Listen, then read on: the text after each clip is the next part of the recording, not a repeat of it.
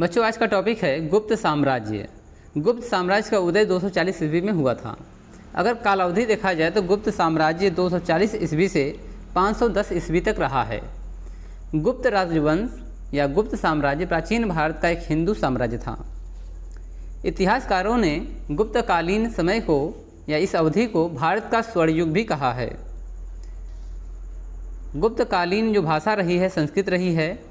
और इस टॉपिक में पूरे एक नाम आएगा प्रभावती गुप्त, जो चंद्रगुप्त द्वितीय की पुत्री हैं। इन्होंने काफ़ी शिलालेख लिखवाए हैं। उन्हीं से कुछ हमें जानने को पता चलता है कि गुप्त साम्राज्य कब उदय हुआ, कैसे फला फूला और पूरे भारत में अपना वर्चस्व कायम किया। तो गुप्त डायनेस्टी 240 ईस्वी से 510 ईस्वी तक। गुप्त साम्राज्य का उदय तीसरी शताब्दी के अंत में प्रयाग के निकट कौशाम्बी में हुआ था। तो उदय हुआ है कौशाम्बी में, जो इलाहाबाद जो अब प्रयागराज हो गया है, वहाँ से करीब 40-50 किलोमीटर आपको कानपुर की दिशा में जाना पड़ेगा। गुप्त कुषाणों के सामंत थे। तो अब जो गुप्त थे वह कुषाण साम्राज्य जब था तो उनके सामंत हुआ करते थे।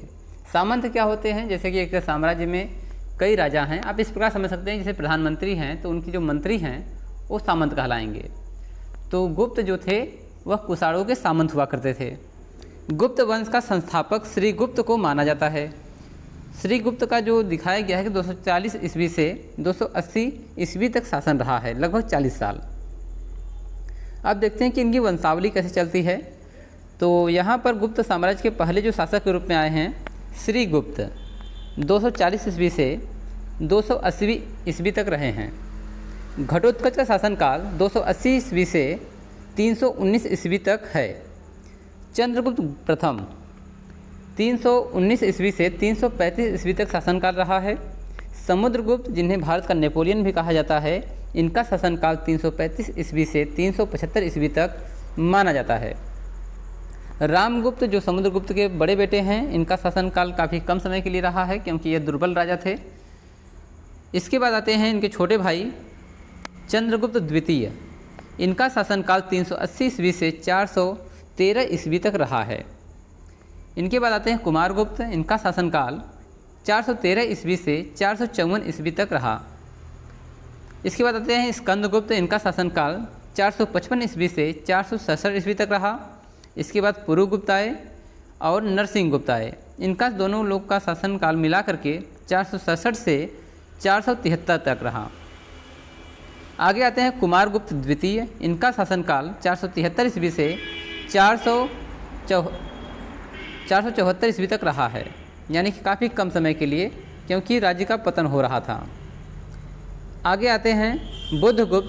तो इस वंशावली में सबसे आखिरी राजा बुद्धगुप्त हैं, जिनका शासनकाल 473 से 474 तक रहा है और लगभग इसी के आसपास जो है 2-4 साल तक शासन किए और फिर इनका जो है वंशावली समाप्त हो जाती है। तो आते हैं पहले राजा पर। जो पहले राजा हैं श्रीगुप्त, जिन्होंने गुप्त साम्राज्य का उदय किया या फिर संस्थापक थे। तो कुषाण साम्राज्य के पतन के समय, जब कुषाण साम्राज्य पतन हो रहा था, उसी समय उत्तरी भारत में, क्योंकि उत्तर प्रदेश में कौशाम्बी पड़ता है, तो उत्तरी भारत में जो अव्यवस्था उत्पन्न हुई थी उससे लाभ उठाकर बहुत से प्रांतीय राजा स्वतंत्र हो गए थे। यानी जो सामंत थे वक्त एक तरह से अपने क्षेत्र में राजा हुआ करते थे, तो इन्होंने कुषाणों से अलग होकर के स्वतंत्र हो गए। इन्हीं में श्रीगुप्त भी एक थे। श्रीगुप्त भी कुषाणों से अलग होकर के अपना एक अलग राज्य बना लिए थे।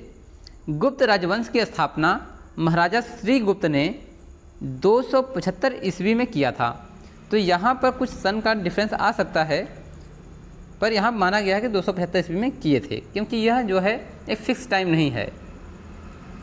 चीनी यात्री, यानी कि हमें इसका उल्लेख कैसे मिलता है? एक चीनी यात्री हैं जिनका नाम है इत्सिंग के अनुसार मगध से पूर्व नालंदा से प्रायः 40 योजन पूर्व की तरफ अपने राज्य का विस्तार किया। तो यहाँ पर जो गुप्त साम्राज्य का जो विस्तार हुआ है वह नालंदा से 40 योजन दूर यानी पूरब की तरफ, अर्थात हम मान सकते हैं कि वह पूर्वी बंगाल तक था। तो यह साम्राज्य जो है काफ़ी जो है उत्तर भारत से होकर के पूरब की तरफ जो है आगे बढ़ता गया और कलकत्ता तक पहुंच गया। चीनी बौद्ध यात्रियों के लिए इन्होंने क्या किया? चीनी बौद्ध यात्रियों के लिए निवास के लिए उसने मृग सिखावन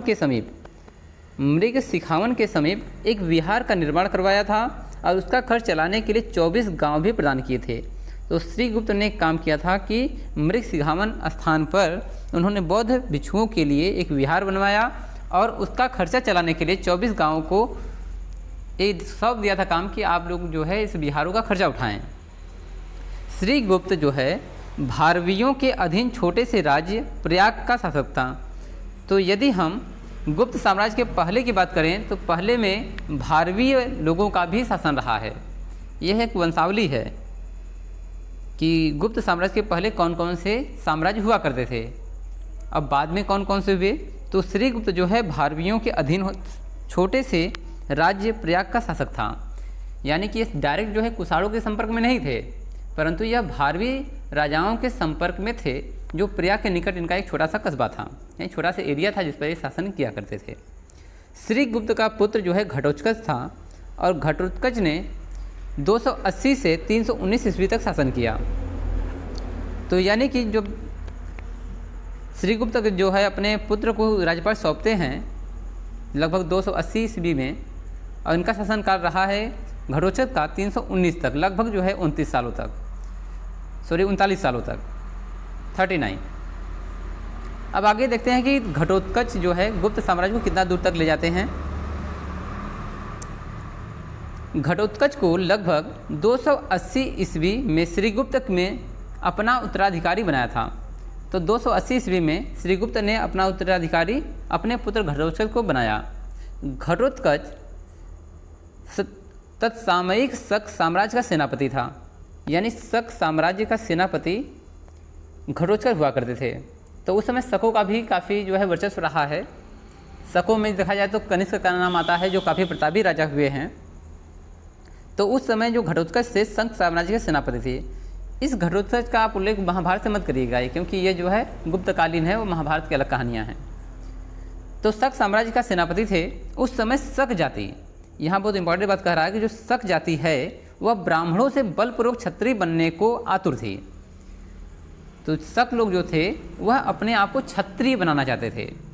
तो जैसा कि हम मानते हैं कि जो इस समय क्षत्रिय हैं वह भारत के मूल निवासी नहीं हैं, क्योंकि हो सकता है कि वो जो है शक जो हैं आज जो है अपनी जाति को परिवर्तित करके आप यहाँ पर क्षत्रिय बन गए हैं, ऐसा मान सकते हैं।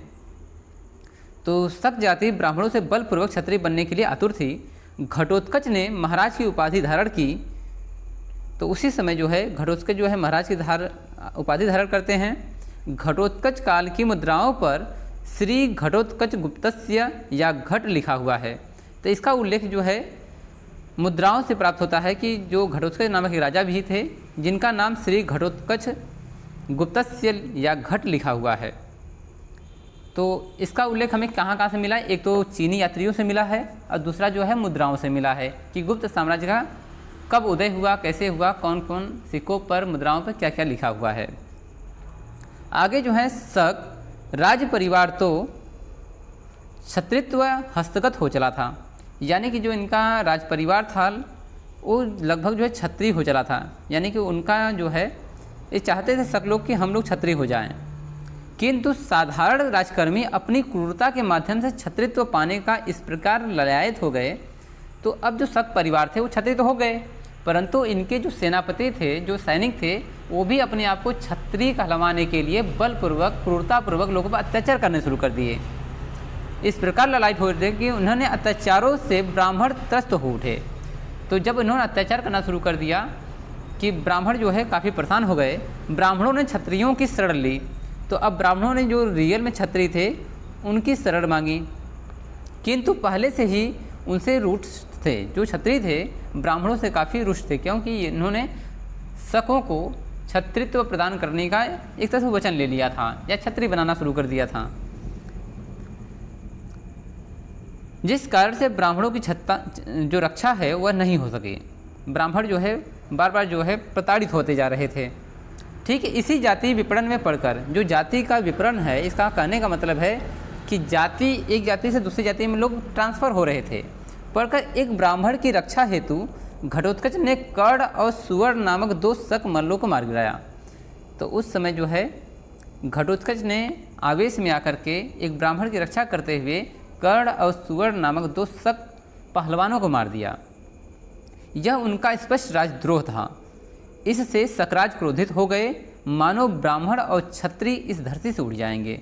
जो शक राजा थे उस समय, उन्होंने घटोत्कच से इतने ज़्यादा अप्रसन्न हुए कि इन्होंने कहा कि अब ब्राह्मणों और क्षत्रियों को सर्वनाश कर देंगे। तो शक जो है भारतीय नहीं थे, विदेशी थे। आगे आता है मधुमती नामक क्षत्रिय कन्या से घटोत्कच का पारिग्रह अर्थात विवाह हो गया।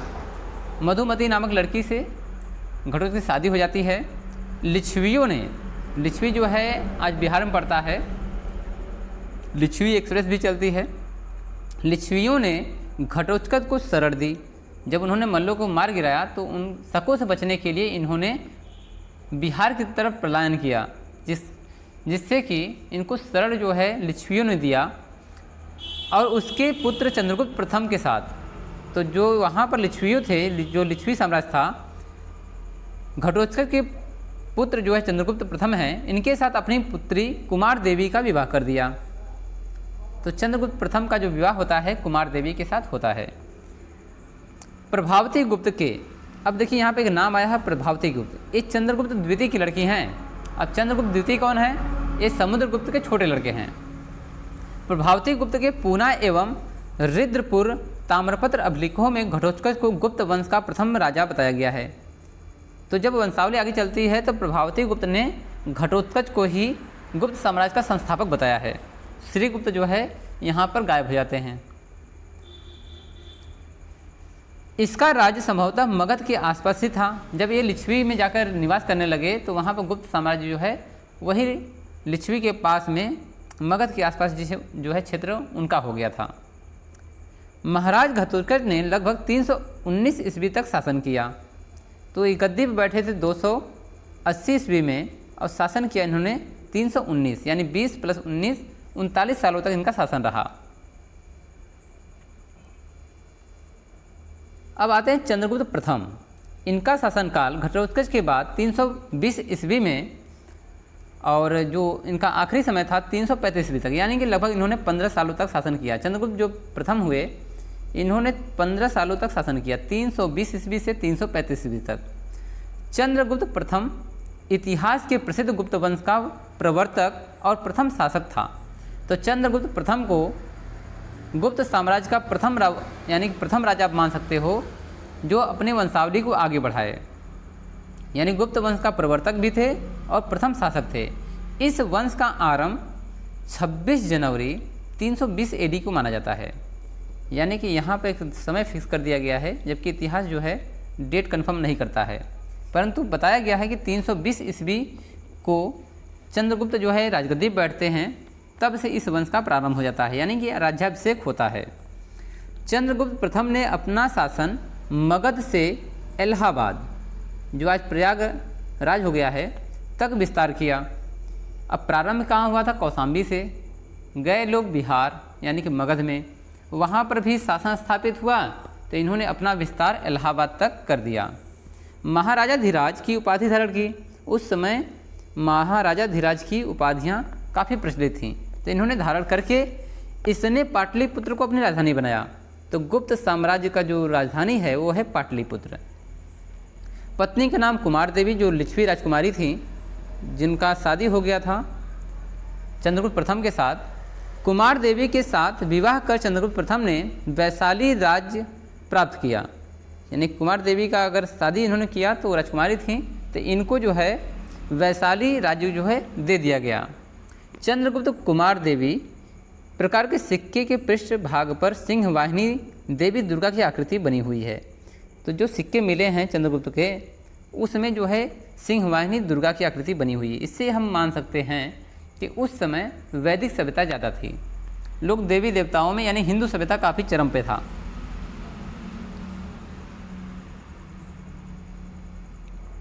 इसके समय में गुप्त शासन का विस्तार दक्षिण बिहार से लेकर अयोध्या तक था।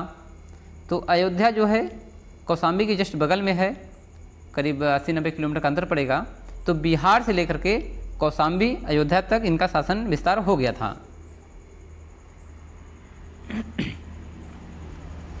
चंद्रगुप्त प्रथम ने अपने शासनकाल में एक नया संवत चलाया।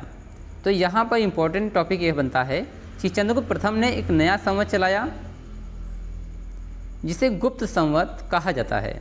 यह संवत 319 ईस्वी या 320 ईस्वी से प्रारंभ हुआ था।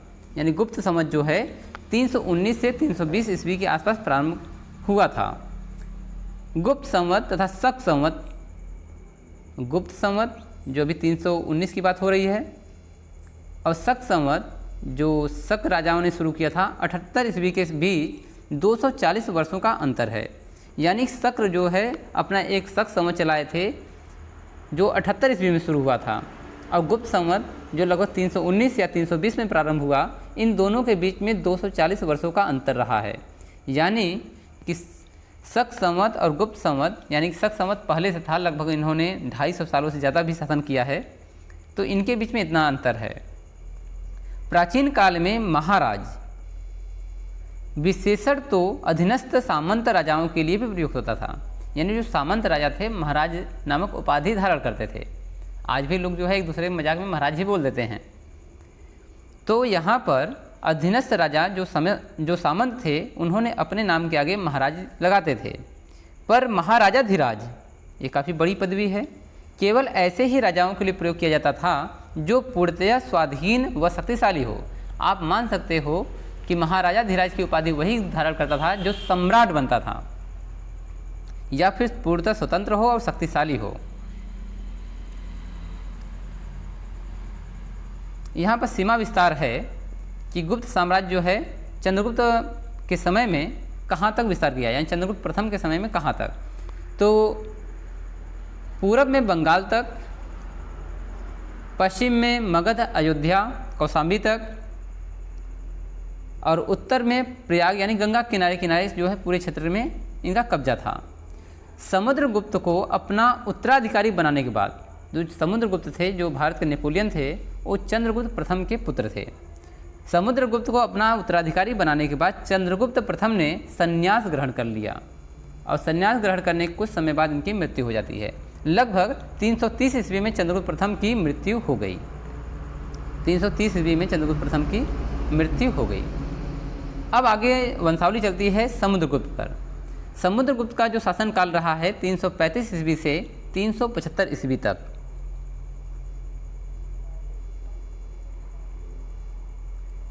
तो माता का नाम कुमार देवी। समुद्रगुप्त ने आर्यावर्त के 9 शासकों और दक्षिणावर्त के 12 शासकों को पराजित किया। इन्हीं विजयों का इन्हें भारत का नेपोलियन कहा जाता है। आर्यावर्त के 3 राजाओं को हराया, जिसमें अहिच्छत्र का राजा अच्युत, पद्मावती का राजा नागसेन, राजा कोटकुलज, ये 3 राजा प्रमुख हुए हैं। यहाँ पर भारवी वंशी जो राजा हुए हैं 2 लोग थे, एक अच्युत और दूसरा है नागसेन। भारवी कौन थे? भारशिव, यह वही थे जो गुप्त साम्राज्य के पहले के राजा थे। ये वंशावली जो है पहले थी। तो इन्होंने आर्यावर्त के 3 राजाओं को, यानी कि अच्युत, नागसेन और राजा कोटकुलज को पराजित किया था। दक्षिण विजय में, यानी कि उत्तर भारत के जो आर्यावर्त के 9 राजा थे उनमें 3 का नाम दिया है। दक्षिण विजय में कोसल का महेंद्र, दक्षिण कोसल के राजा महेंद्र। अब दक्षिण जो कोसल है उनकी राजधानी है श्रीपुर, यानी कि जिसको हम सिरपुर कहते हैं। मध्य प्रदेश के बिलासपुर, रायपुर, संबलपुर आदि क्षेत्रों में पड़ता है। यानी कि मध्य प्रदेश और बिलासपुर के क्षेत्र का जो क्षेत्र है वहाँ का राजा जो कोसल का महेंद्र है, यानी कोसल क्षेत्र कहलाता था, उनको उन्होंने पराजित किया। दूसरा था महाकांतार का व्याघ्रराज। महाकौशल के दक्षिण पूर्व में इसी स्थान पर आजकल गोंडवाना के जंगल हैं, इनको पराजित किया था। तीसरा जो उन्होंने हराया था कौशल का मंत्रराज, कौराल का मंत्रराज है। यह राज्य मध्य प्रदेश के सोनपुर प्रदेश के आसपास का क्षेत्र कहलाता है। चौथा राजा उन्होंने हराया था पृष्ठपुर का महेंद्रगिरी, गोदावरी जिले में स्थित पीठापुरम के राजा महेंद्रगिरी को परास्त किया था। और जो 5वें राजा हुए हैं वह है कोट्टर का राजा स्वामीदत्त। कोट्टर का राजा स्वामीदत्त, यानी कोट्टर राज्य जो है आज गंजाम जिले में पड़ता है। 6वें राजा हुए थे एरंडपल का दमन। एरंडपल का राज्य जो है कलिंग क्षेत्र के दक्षिण में था। आज कलिंग क्षेत्र, जैसे कि जो अशोक महान ने वहाँ पर काफ़ी तबाही मचाई थी, उनके दक्षिण में एंडरपल का जो है शासन था, उनको हराया। 7वें राजा जो है कांची का विष्णुगोप, यानी आंध्र प्रदेश के पूर्वी जिलों और कलिंग को अपने अधीन कर लिया। और 8वें राजा हुए अवमुक्त का नीलराज, यानी कांचीवरम के समीप में ही इनका राज्य था। और 9वां राजा हुए वेंगी का हस्तवर्मन। वेंगी जो है राज्य था, यह राज्य कृष्णा और गोदावरी नदियों के बीच में स्थित था। तो तीनों जो राजा हुए हैं पल्लव वंशी थे। इन तीनों को भी दक्षिण भारत में इन्होंने परास्त किया था। आगे आते हैं 10वां जो विजय हुआ समुद्रगुप्त का, वो है पालक का उग्रसेन। यह राज्य नेल्लोर जिले में स्थित है। आगे है 11वां जो है देवराष्ट्र का कुबेर, यानी सतारा जिला। 12वां है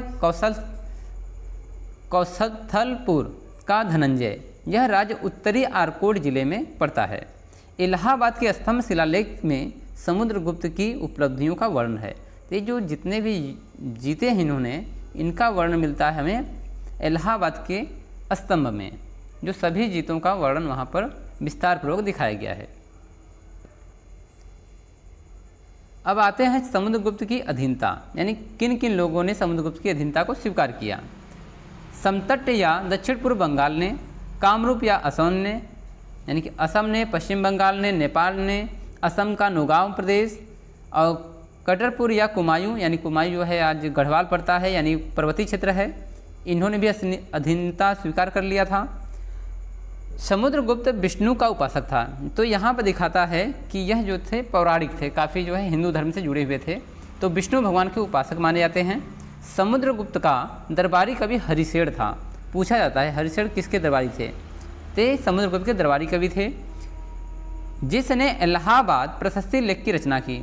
तो इनका नाम कैसे आता है, इलाहाबाद में एक पत्थर का लेख मिला है जिसमें हरिशेर का उल्लेख है। समुद्रगुप्त ने अश्वमेघकर्ता की उपाधि धारण किया था। तो समुद्रगुप्त ने काफ़ी अश्वमेघ यज्ञ भी करवाए थे। तो ये अश्वमेघ यज्ञ वही होता है जब घोड़े छोड़े जाते हैं, जो पकड़ लेता है उसके साथ युद्ध किया जाता है। यदि आप नहीं पकड़ते हो तो आप सम्राट की अधीनता को स्वीकार करते हैं। आगे है समुद्रगुप्त संगीत का बड़े प्रेमी थे।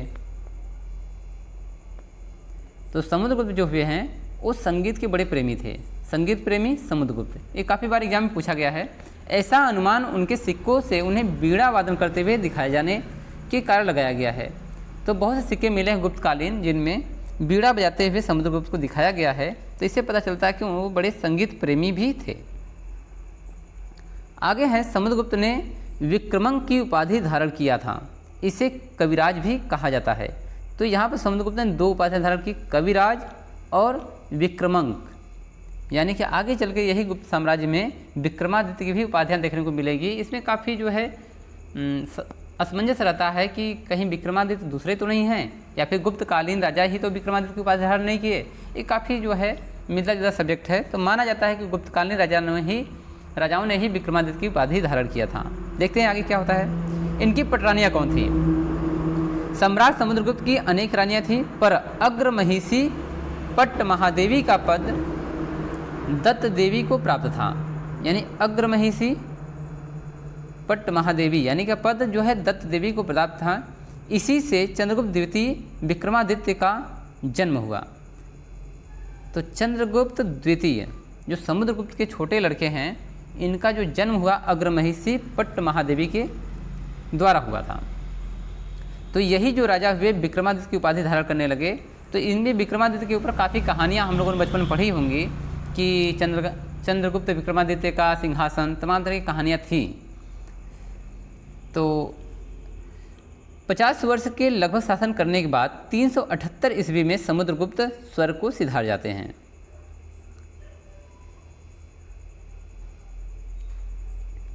तो 378 ईस्वी तक इनका शासन रहा है। पुत्र कौन थे? समुद्रगुप्त के 2 पुत्र हुए। पहले थे रामगुप्त और दूसरे हैं चंद्रगुप्त द्वितीय, जिन्हें चंद्रगुप्त विक्रमादित्य के नाम से भी उपाधि मिली है। समुद्रगुप्त के बाद उनके ज्येष्ठ पुत्र रामगुप्त मगध का सम्राट बनाए जाते हैं। रामगुप्त को मगध का सम्राट बनाया जाता है और ये वही राजा हैं जो काफ़ी दुर्बल हैं। ठीक है, इन्होंने शक राजों की अधीनता भी स्वीकार कर लिया था, इसलिए इतिहास इनको ज़्यादा महत्व नहीं देता है। तो रामगुप्त का जो शासनकाल रहा है 375 ईस्वी से 380 ईस्वी के बीच में रहा है, यानी 5 सालों का। शासक के रूप में पहली उपाधि इनको मिलती है निर्बल शासक थे। विवाह ध्रुव देवी के साथ हुआ है। ठीक है, पराजय, तो पराजय क्या था कि हिमालय के उपत्यका में यानी हिमालय क्षेत्र में एक युद्ध हुआ। किसके साथ? शक राज्य के साथ। ठीक है, शक राजाओं के साथ जो है इनका एक जो है युद्ध होता है और यह अपने दुर्ग में, अपने किले में चारों तरफ से शकराज से घिर जाते हैं। उस शकराज का नाम है सिकंदर। तो सिकंदर जो है चारों तरफ से घेर लेता है और ये जो है संधि के लिए प्रस्ताव भेजते हैं। तो शकराज ने संधि के रूप में काफ़ी शर्तें रखते हैं, जिनमें से पट महादेवी ध्रुव देवी को शकराज के यानी शकराज जो उसमें सिकंदर था, सिकंदर के सुपुर्द कर दिया जाए, उनको दे दिया जाए। और इन्होंने इस बात को मान भी लिया था, इसलिए इनको निर्बल की उपाधि दी गई है। पर उनका छोटा भाई चंद्रगुप्त ने इसे सह न सका। अब देखिए यहाँ पर जब उन्होंने शकराज की बातें मान ली तो अब यहाँ पर चंद्रगुप्त द्वितीय जो हैं ये जो है अपने आप को ध्रुव देवी के स्थान पर जाने के लिए कहा। तो इन्होंने क्या किए कि अपने परिचारिका के साथ, नौकर नौकरानियों के साथ उनको वेशभूषा जो है पहनवा दिया और शकराज के दरबार में पहुंच जाते हैं और वहां पर कत्लेआम होता है और शकराज सिकंदर जो है मारे जाते हैं और चंद्रगुप्त आ करके फिर अपने बड़े भाई रामगुप्त की भी हत्या कर देते हैं और फिर इन्होंने ध्रुव देवी के साथ विवाह रचा लेते हैं। तो रामगुप्त को मारकर चंद्रगुप्त ने अधिकार कर लिया, यानी कि राज्य पर अधिकार कर लिया और ध्रुव देवी के साथ विवाह भी कर लिया। अब आगे हैं चंद्रगुप्त द्वितीय, जिनको हम चंद्रगुप्त विक्रमादित्य के नाम से भी जानते हैं।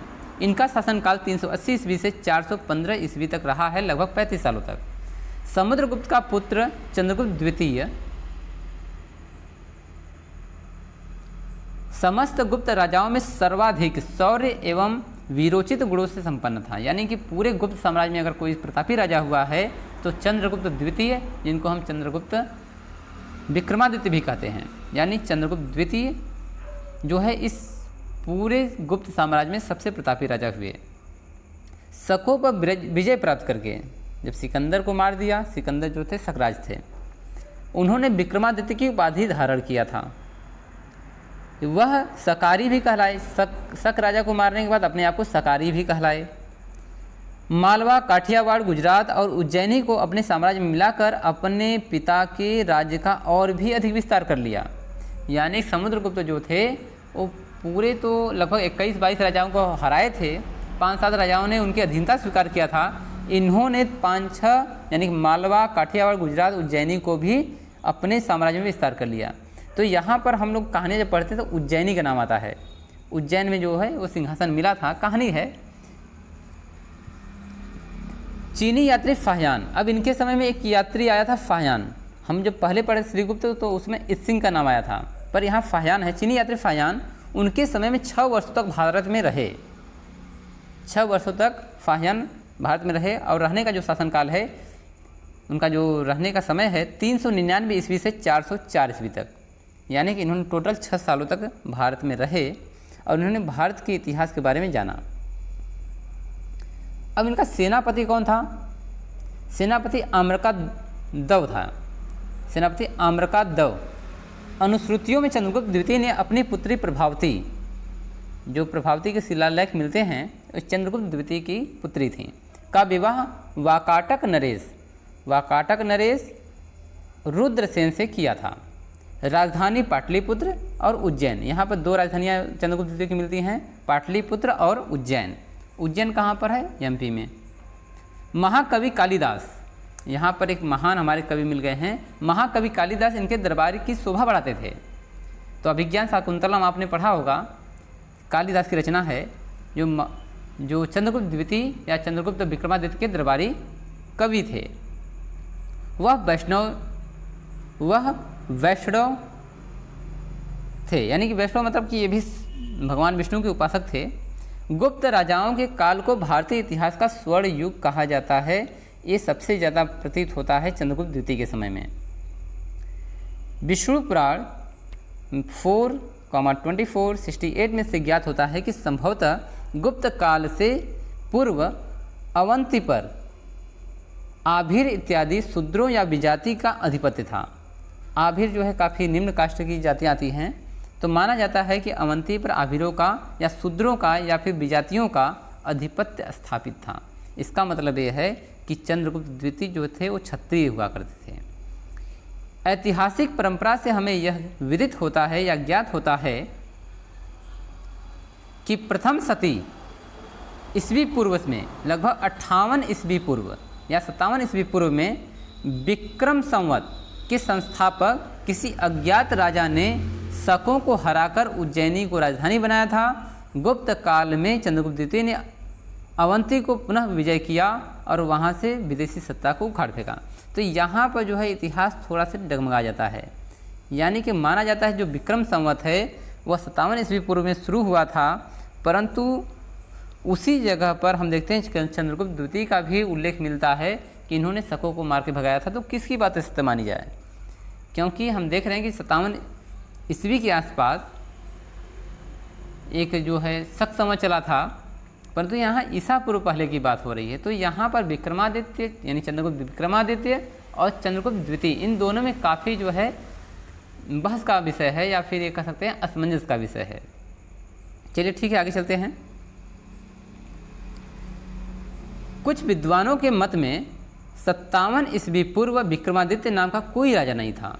तो इतिहासकार मानते हैं कि 57 ईस्वी पूर्व विक्रमादित्य नाम का कोई राजा था ही नहीं, तो विक्रम संवत कैसे चला। और चंद्रगुप्त द्वितीय ने ही अवंती विजय के पश्चात मालव संवत को जो 57 ईस्वी पूर्व में प्रारंभ हुआ था विक्रम संवत का नाम दे दिया।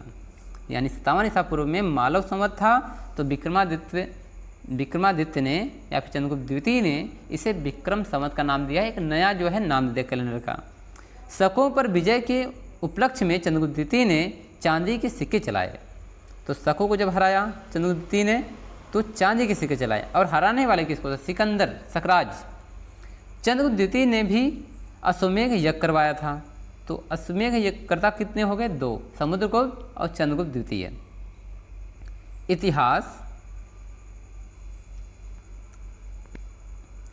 इतिहास में इनकी सभा के नवरत्न उस समय के अपने विषय में पारंगत और मनीषी विद्वान थे। इनके नाम कौन कौन से हैं, यानी नवरत्न कौन कौन थे, कालिदास, वररुचि, अमर सिंह, धन्वंतरी, छप्पड़क, वेताल भट्ट, वराहमिहिर, घटकरपर और शंकु।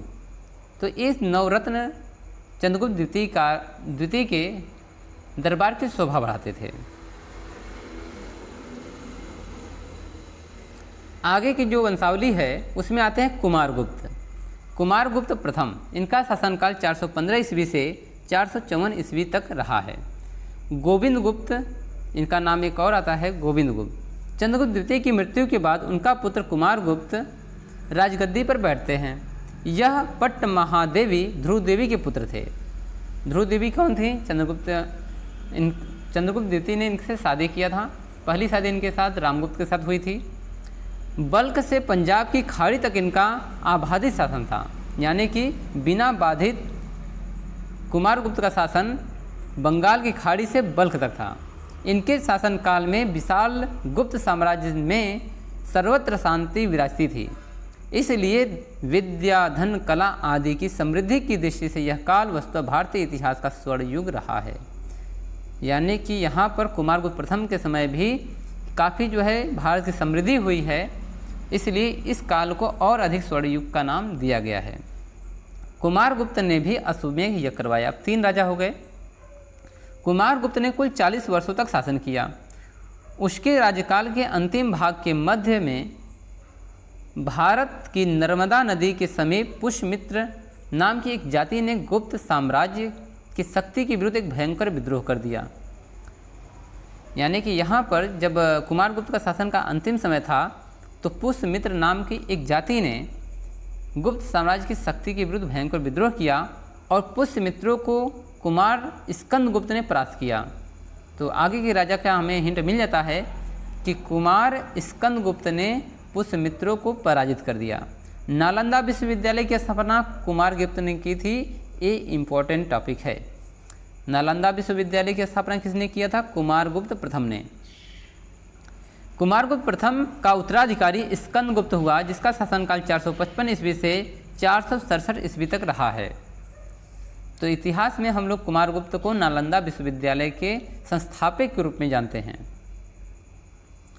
आगे के जो राजा हुए हैं स्कंदगुप्त, इनका शासनकाल 455 ईस्वी से 467 ईस्वी के बीच में रहा है। कुमारगुप्त की पटरानी का नाम महादेवी अनंत देवी था, यानी कि इनकी जो शादी हुई है वो महादेवी अनंत देवी के साथ हुआ था। उनका पुत्र पुरुगुप्त था। स्कंदगुप्त की माता संभवतः पटरानी महादेवी नहीं थी। स्कंदगुप्त के शासनकाल की सबसे महत्वपूर्ण घटना हुड़ों की पराजय। उसमें हुड़ भी भारत पर आक्रमण करने लगे थे, तो इन्होंने स्कंदगुप्त ने उसको पराजित किया था। हुड़ बड़े ही भयंकर योद्धा हुआ करते थे। इन्हीं के आक्रमणों के कारण यूसी लोग अपने प्राचीन निवास छोड़कर शक स्थान की ओर बढ़ने को बाध्य हुए। तो जहाँ जहाँ पर शकों का शासन था, शक दुर्बल हुए थे, वहाँ पर यूसी जाति के लोग अपने अपने स्थानों को छोड़कर आ रहे थे। किसके शासनकाल में? स्कंदगुप्त के शासनकाल में ऐसा देखने को मिला था। हुड़ों की पराजय। अब स्कंदगुप्त ने कैसे हराया? यूसियों से खदेड़े जाने पर शक लोग ईरान और भारत की ओर आ रहे थे। हुड़ों के हमलों के का ही परिणाम था कि शक और यूसी लोग भारत में प्रविष्ट हुए। यानी कि अगर हुड़ों के हमला नहीं करते तो शक और यूसी लोग भारत में नहीं आते। यानी भारत जो है ना, विभिन्न संस्कृतियों को समेटे हुआ है। यहाँ पर जो लोग भी आए भारत को बदलने के लिए, वो खुद ही भारत में विलीन हो गए। पश्चिम में इन्हीं हुड़ों के आक्रमण के कारण विशाल रोमन साम्राज्य छिन्न भिन्न हो गया। यानी कि यहाँ पर हुड़ जो है बड़े उपद्रवी हैं। हुड़ राजा एटिला के अत्याचारों से, एटिला जो है हुड़ राजा हैं, के अत्याचारों से बर्बरता के कारण पाश्चात्य संसार में त्राही त्राही मच गई। जो पश्चिमी एशिया है, पश्चिमी यूरोप मान सकते हो, इन सभी में त्राही त्राही हो गया। वहाँ का एक राजा था एटिला, बहुत ही अत्याचारी राजा। अब इन हुड़ों की एक शाखा ने गुप्त साम्राज्य पर हमला कर दिया, यानी स्कंदगुप्त के समय में, और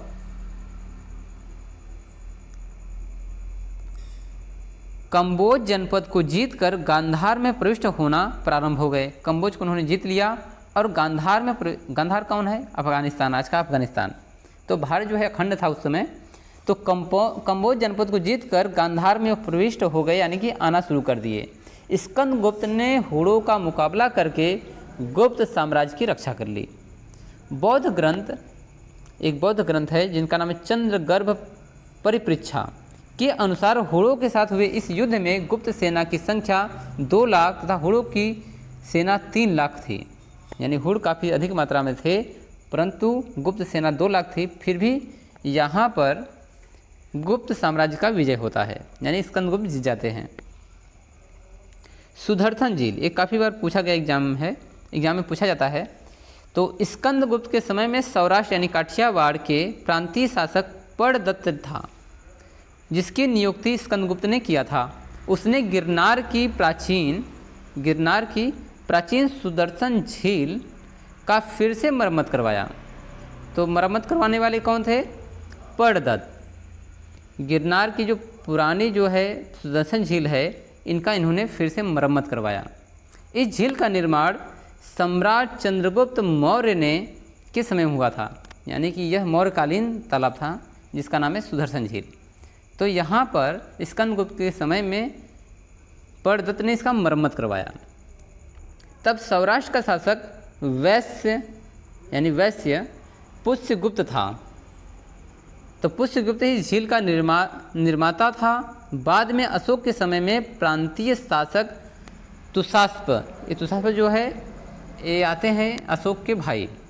फिर महाक्षत्रप रुद्रामा ने इस झील का पुनरुद्धार किया। तो झील के विषय में यहाँ पर हिस्ट्री बताया गया है कि सम्राट चंद्रगुप्त मौर्य के समय में बनाया गया था और सौराष्ट्र के शासक वैश्य यानी पुष्यगुप्त ने इसको बनवाया। पुष्यगुप्त ने ही इस झील का निर्माण करवाया। बाद में अशोक के समय में इनका प्रांतीय जो शासक था छोटा भाई तुषास्प फिर से मरम्मत करवाता है और रुद्रदामा यानी महाक्षत्रप रुद्रदामा ने भी इसका झील का पुनरुद्धार किया यानी कि इसको बनवाया था। पर्णदत्त का पुत्र चक्रपालित, पर्णदत्त का पुत्र चक्रपालित भी इस प्रदेश में राजसेवा में नियुक्त था। उसने झील के तट पर विष्णु भगवान का एक मंदिर का निर्माण करवाया। तो जब भी आप जाएंगे सुदर्शन झील घूमने के लिए तो वहाँ विष्णु भगवान का मंदिर आज भी देखने को मिलेगा। अब पुरुगुप्त देखते हैं। पुरुगुप्त अगले राजा होते हैं। इनका शासनकाल तो स्टार्ट होता है 467 में, पर कब खत्म हो गया पता नहीं चला क्योंकि इनका जो है शासनकाल काफ़ी कम समय के लिए रहा है। स्कंदगुप्त के बाद गुप्त साम्राज्य का ह्रास प्रारंभ हो गया। इनकी कोई संतान नहीं था। तो यहाँ पर जो है स्कंदगुप्त के कोई पुत्र नहीं थे। अतः इनकी मृत्यु के बाद पुरुगुप्त यानी जो उनका वृद्ध भाई है, उनका भाई थे पुरुगुप्त, वो सम्राट बनते हैं। पुरुगुप्त बौद्ध धर्म के अनुयायी हो गए यानी कि अब वैष्णव धर्म छोड़ करके लोगों ने बौद्धों में जाना शुरू कर दिया।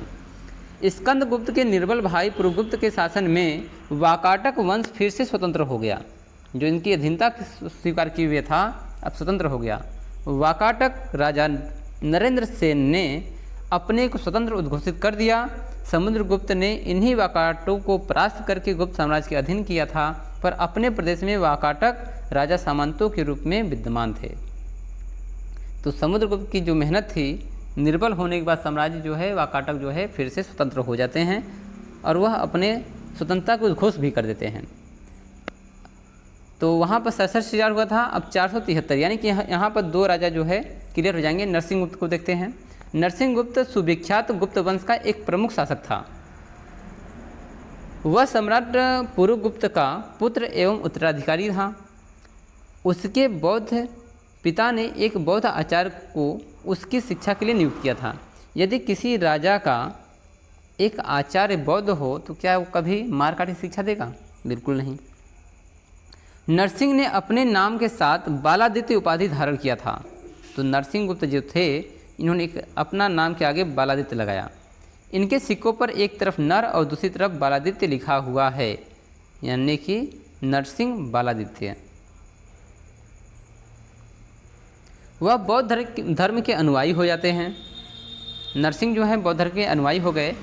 उसने नालंदा में जो उत्तरी भारत में बौद्ध शिक्षा का सुविख्यात केंद्र था, ईंटों का एक भव्य मंदिर बनवाया। ईंटों का एक भव्य मंदिर का निर्माण किया। कहाँ पर? नालंदा में। इस मंदिर में 80 फुट ऊंची बुद्ध की ताम्र प्रतिमा की स्थापना की गई। तो बुद्ध की 80 फीट ऊंची जो है ताम्र प्रतिमा बनाई गई, जो आज भी इतिहास में जिक्र होता है। विद्वानों ने बालादित्य को ही हुड़ शासक मिहिर कुल का विजेता मानते हैं। तो लोग मानते हैं कि हुड़ों को इन्होंने परास्त किया था। जो हुड़ों के उसमें शासक थे, मिहिर कुल थे, इन्होंने उसको हरा दिया था, जिसकी सत्ता 533 से 534 में समाप्त कर दी गई। ये बात हो रही है मिहिर कुल की। पुरुगुप्त और नरसिंहगुप्त दोनों का साम्राज्य काल जो है, राज्यकाल जो है 467 से 473 के बीच में रहा है, यानी कि लगभग 4-7 सालों तक। यानी कि इन बाप बेटों ने 7 सालों तक शासन किया और गुप्त साम्राज्य को आगे बढ़ाया। पुरुगुप्त कौन थे? स्कंदगुप्त के भाई थे जो वृद्ध हो गए थे। तो इन दोनों ने राजगद्दी को लगभग 7 सालों तक संभाले रखा। अब आते हैं कुमारगुप्त द्वितीय। इनका शासनकाल 473 से 474 ईस्वी के बीच में माना जाता है, 1 साल के लिए, या कह सकते हैं 2 साल।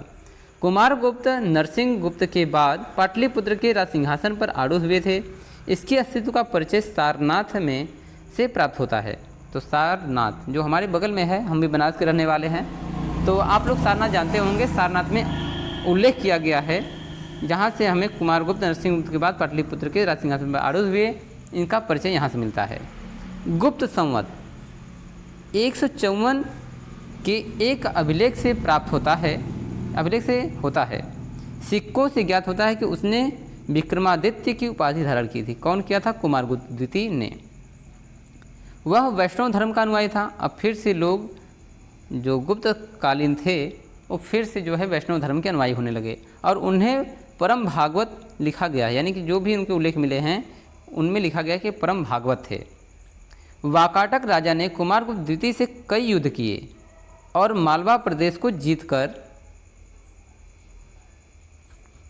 फिर से अपने अधिकार में कर लिया। तो वाकाटक राजा जो सामंत हुआ करते थे, कुमारगुप्त द्वितीय से कई युद्ध किए और मालवा के प्रदेश को जीतकर फिर से अपने साम्राज्य में मिला लिया। वाकाटों की शक्ति अब क्षीण होने लगी, यानी कि जब यहाँ पर विक्रमादित्य बनते हैं, यानी कि जब यहाँ पर अगले राजा बनते हैं, तो इन्होंने वाकाटकों को फिर से जीत लिया कुमारगुप्त द्वितीय ने, और वाकाटकों की शक्ति को क्षीण कर दिया, यानी कमज़ोर कर दिए। कुमारगुप्त द्वितीय ने मात्र 1 वर्ष ही शासन किया था, यानी कि 474 ईस्वी में इनकी मृत्यु हो गई, आकस्मिक मृत्यु हो जाती है, यानी कि 1 साल के शासनकाल में इनका मृत्यु हो गया। उसका उत्तराधिकारी बुद्धगुप्त हुआ, जिसकी अत्यतम ज्ञात तिथि, जो ज्ञात हमें तिथि मिलता है, 470 ईस्वी को माना जाता है, यानी कि 477 ईस्वी में ये फिर से इनका राज्याभिषेक होता है। आगे आते हैं अगले राजा बुद्धगुप्त, जिनका शासनकाल 477 ईस्वी से 495 ईस्वी के बीच में माना जाता है। कुमारगुप्त द्वितीय के बाद बुद्धगुप्त जो है सम्राट बनते हैं, वह बौद्ध धर्म के अनुयायी हो गए। बुद्धगुप्त के समय में जो अनेक शिलालेख उपलब्ध हुए हैं, उनसे प्रतीत होता है कि वह एक शक्तिशाली राजा थे और उनके द्वारा नियुक्त प्रांतीय शासक बंगाल से लेकर मालवा तक शासन कर रहे थे। तो बुद्धगुप्त को यहाँ पर प्रतापी राजा माना गया है और शासनकाल देखा जाए तो 3, 13, 5, 18 सालों का इनका शासनकाल रहा है। आगे है एक नाम वैदिकगुप्त, 495 से 507 ईस्वी तक। तो हम जानते हैं कि जो शासनकाल स्टार्ट हुआ था वो 510 पर आखिरी था, तो यहाँ 507 तक हम लोग पहुँच चुके हैं। वैदिकगुप्त सम्राट बुद्धगुप्त के बाद पाटलिपुत्र के राज सिंहासन पर बैठते हैं। वैदिकगुप्त के सिक्के तोल आदि में चंद्रगुप्त द्वितीय और समुद्रगुप्त के सिक्कों के समान हैं, यानी कि जो इन्होंने सिक्के छपवाए थे ये चंद्रगुप्त द्वितीय और समुद्रगुप्त में जो सिक्के चलते थे उन्हीं के आसपास में मिलते हैं। सिक्कों पर एक और वैदिकगुप्त का चित्र है, जिसमें बाएं हाथ में धनुष और दाएं हाथ में बाण लिए हुए हैं। सिक्कों के एक ओर गरुड़ध्वज और दूसरी ओर वैद्य लिखा हुआ देखने को मिलता है। तो यहाँ गरुड़ मिल गया, इसका मतलब ये है कि ये भी वैष्णव ही थे। आगे सिक्कों की दूसरी ओर कमलासन पर विराजमान लक्ष्मी की मूर्ति है। साथ ही साथ वैद्य गुप्त की उपाधि द्वादशादित्य उत्कीर्ण है, यानी द्वादशादित्य कौन उपाधि धारण किया था? वैद्यगुप्त। साम्राज्य के पूर्वी भाग में इस समय वैद्यगुप्त का शासन था और पश्चिमी भाग में भानुगुप्त बालादित्य का शासन था। संभवतः ये दोनों समकालीन गुप्त वंशी राजा थे, यानी कि अब जो है इनका राज्य विस्तार जो है बढ़ गया। कहने का मतलब है एक वंश से 2 वंश हो गए, यानी कि 2 भाई जो है अलग अलग जगहों पर शासन कर रहे थे, एक जगह वैद्यगुप्त और दूसरी जगह भानुगुप्त। अब देखते हैं कि भानुगुप्त कौन है। इनका शासनकाल 510 ईस्वी माना जाता है। भानुगुप्त भारत पर राज्य करने वाले प्रसिद्ध गुप्त राजवंश के अंतिम शासक के रूप में जाने जाते हैं। कहीं कहीं पर आपको बुद्धगुप्त ही मिलेंगे। किसी स्त्री का पहली बार सती होने का जो प्रमाण है 510 ईस्वी के भानुगुप्त के एरड़ अभिलेख से प्राप्त होता है। तो भानुगुप्त ने एक अभिलेख लिखवाया था जहाँ पर सती होने का प्रमाण 510 ईस्वी में हमको मिला है,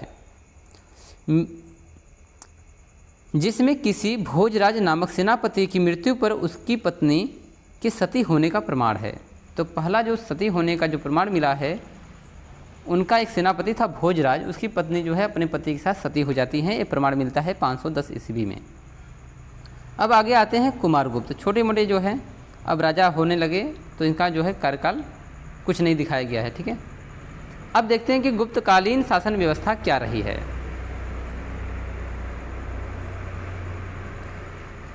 तो प्रादेशिक इकाई और शासक पद।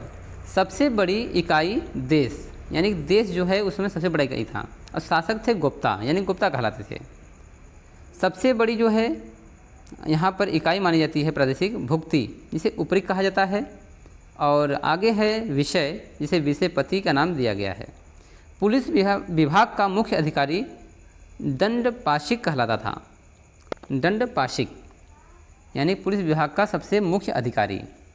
पुलिस विभाग के साधारण कर्मचारियों को चाट एवं भाट कहा जाता था।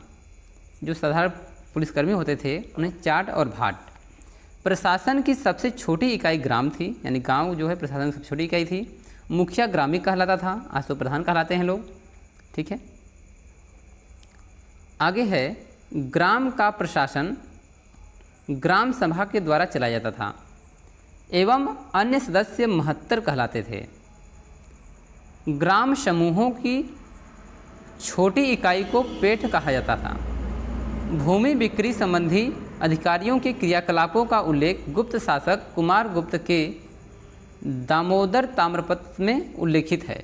यानी कि पहली बार जो है ज़मीन को या भूमि कर विक्रय के संबंधित जो उल्लेख मिले हैं वो दामोदर ताम्रपत्र में मिले हैं। भू राजस्व का कुल उत्पादन का 1/4 भाग से 1/6 भाग हुआ करता था। आर्थिक उपयोगिता के आधार पर निम्न प्रकार की भूमि थी। पहला क्षेत्र यानी कृषि करने वाला क्षेत्र, वास्तु वास करने वाला योग्य भूमि, चारागाह भूमि पशुओं के चारा हेतु, खिल्य जोतने योग्य भूमि और अप्रहत यानी जंगली भूमि, ये सभी जो भूमि के प्रकार हैं। आगे सिंचाई के लिए रहट या घंटी यंत्र का प्रयोग होता था। तो रहट जो है बहुत प्राचीन एक कला है पानी को भेजने के लिए, जिसको घंटी यंत्र भी कहा जाता है। श्रेणी के प्रधान को ज्येष्ठक कहा जाता था। गुप्त काल के सर्वाधिक व्यापारिक केंद्र उज्जैन था। गुप्त राजाओं ने सर्वाधिक स्वर्ण मुद्राएं जारी की थी, यानी कि जो गुप्तकालीन समय था वहाँ पर सोने की मुद्रा चलती थी, इसीलिए स्वर्ण युग कहा जाता है ना। इनकी स्वर्ण मुद्राओं का अभिलेखों में दिनार कहा जाता है। दिनार। गुप्त काल में चांदी के सिक्कों को रुपयका कहा जाता था। चांदी के सिक्कों को रुपयका, स्वर्ण मुद्राओं को अभिलेखों में दिनार कहा गया है। यानी दिनार स्वर्ण मुद्रा और रुपयका चांदी के सिक्के। कायस्थों का सर्वप्रथम वर्णन याज्ञवल्क्य स्मृति में मिलता है। जाति के रूप में कायस्थों का सर्वप्रथम वर्णन ओशनम स्मृति में मिलता है। यानी कायस्थ किस में मिलते हैं? याज्ञवल्क्य स्मृति में। कायस्थों का सर्वप्रथम वर्णन ओशनम स्मृति में मिलता है। विंध्य आगे है, विंध्य जंगल में सबर जाति के लोग, सबर काफ़ी निम्न होते हैं, सबर जाति के लोग रहते थे जो अपने देवताओं को मनुष्य का मांस चढ़ाते थे। तो सबर जाति के लोग अपने देवता को उस समय मनुष्य का मांस चढ़ाने का प्रथा था। वेश्यावृत्ति करने वाली महिलाओं को गड़िया कहा जाता था। वृद्ध वेश्याओं को कुटनी कहा जाता था। गुप्त साम्राज्य वैष्णव धर्म के अनुयायी थे। कहीं कहीं पर बौद्धों का भी उल्लेख मिलता है, परंतु वैष्णव धर्म में काफ़ी लोग थे, 90%। गुप्त काल में वैष्णव धर्म सबसे संबंधित सबसे महत्वपूर्ण अवशेष देवगढ़ यानी झांसी का दशावतार मंदिर प्रमुख रूप से देखने को मिलता है। यानी देवगढ़ झांसी में दशावतार मंदिर है जो गुप्तकालीन मंदिर है। गुप्तकालीन मंदिर के जो उल्लेख हैं यहाँ पर दिखाया गया है। विष्णु मंदिर यानी कि तिगमा यानी जबलपुर मध्य प्रदेश में है। शिव मंदिर भुमरा नागौदा मध्य प्रदेश में है। पार्वती मंदिर नयना यानी नैना कुठार मध्य प्रदेश में है। दशावतार मंदिर देवगढ़ झांसी में है, यूपी में। लक्ष्मण मंदिर ईंटों का से बना हुआ है, भीतरगांव कानपुर में है, यानी कानपुर भीतरी में, यानी कि आउटर पर है थोड़ा। गुप्तकालीन चित्रों के उत्तम उदाहरण हमें महाराष्ट्र प्रांत के औरंगाबाद में स्थित अजंता की गुफाओं तथा ग्वालियर के समीप बाघ की गुफाओं में देखने को मिलता है। अजंता में निर्मित कुल 29 गुफाओं, वर्तमान में केवल 6 ही शेष बचे हैं। तो इसमें देखते हैं किसमें क्या दिखाया गया है। गुफा नंबर 9-10 में प्रथम शताब्दी यानी गुप्त काल से के पूर्व का उल्लेख है। 16वें और 17वें में 500 ईस्वी यानी कि उत्तर गुप्त काल यानी गुप्त साम्राज्य के बाद के समय। इसमें जो दिखाया गया है 16वें वाले में मरासान राजकुमारी का चित्र बनाया गया है। और 17वें नंबर गुफा में इसमें जो है बुद्ध के जन्म, जीवन और इसमें तमाम तरह की जो आभ्रिक महापरिनिर्वाण की जो क्रियाएं हुई हैं उनको दिखाया गया है। और 1 तथा 2 में लगभग 628 ईस्वी में गुप्तोत्तर काल का वर्णन हमें मिलता है। आगे है अजंता की गुफाएं बौद्ध धर्म की महायान शाखा से संबंधित हैं। बाघ की गुफाएं विंध्य पर्वत को काटकर बनाई गई हैं। सन 1818 ईस्वी में डेजरफील्ड ने इन गुफाओं को खोजा, जहां से 9 गुफाएं मिली हैं। बाघ गुफा के चित्रों का विषय मनुष्य के लौकिक जीवन से है। यहाँ से प्राप्त संगीत एवं नृत्य की चित्रकला को आकर्षित करती हैं। वाकाटक वंश के वसुगुप्त शाखा के शासक हरिशेन, जिनका शासनकाल 475 से 500 ईस्वी तक रहा, गुफा नंबर 17 का निर्माण करवाए हैं तथा इनके मंत्री वराह मंत्री ने गुफा नंबर 16 का उल्लेख कराया है। तो वराह ने 16वें का और वाकाटक नरेश जो हरिशेन हैं इन्होंने 17वें गुफा का निर्माण करवाया है। तो यहाँ पर जो गुफा नंबर 16 है वो बौद्ध संघ को इन्होंने दान दे दिया था। तो यहाँ पर हम लोगों ने गुप्तकालीन जो है सभी जो है पहलुओं को देखा। मैं आशा करता हूँ कि आपको ये नोट्स पसंद आया होगा। तो मैं आपसे आग्रह करता हूँ कि नोट्स बनाने में काफ़ी टाइम लगता है और एक ही वीडियो में पूरे टॉपिक क्लियर कर दिए गए हैं। तो मैं आशा करता हूँ कि आप चैनल को शेयर करेंगे। धन्यवाद।